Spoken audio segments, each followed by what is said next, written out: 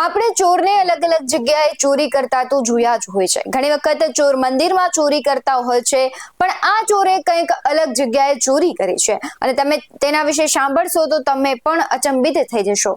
આ ચોર કબ્રસ્તાનમાં ચોરી કરવા પહોંચ્યો અને બોલ્યો, યા અલ્લાહ માફ કરના. નમસ્કાર, આપની સાથે હું ભગવતી વિશાવડિયા. રાજકોટમાં કબ્રસ્તાનનો એક વિડીયો સોશિયલ મીડિયામાં ખૂબ વાયરલ થઈ રહ્યો છે. રાજકોટના ભાવનગર રોડ પર આવેલા વોરા કબ્રસ્તાનનો આ વિડીયો છે, જેમાં એક ચોર ચોરી કરતા પહેલા અલ્લાહ પાસે માફી માંગે છે અને ચોરીની ઘટનાને અંજામ આપે છે.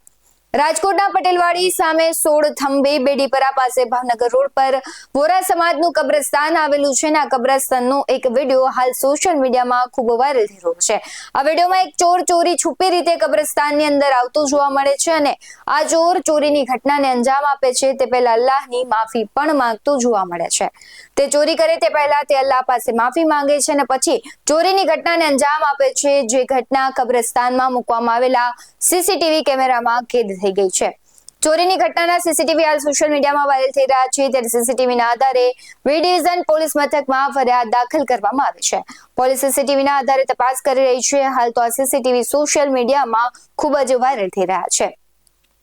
તમારું શું કહેવું છે આ મુદ્દે કમેન્ટ કરી જરૂરથી જણાવજો. આવા જ વધુ અહેવાલો સાથે ફરી મળતા રહીશું. તમે અમારી યુટ્યુબ ચેનલને સબસ્ક્રાઇબ કરવાનું, અમને ફેસબુક અને ઇન્સ્ટાગ્રામ પર ફોલો કરવાનું ભૂલશો નહીં. બાકી નવી અપડેટ્સ મેળવવા માટે આપ જોતા રહો BS9 TV ન્યૂઝ. નમસ્કાર.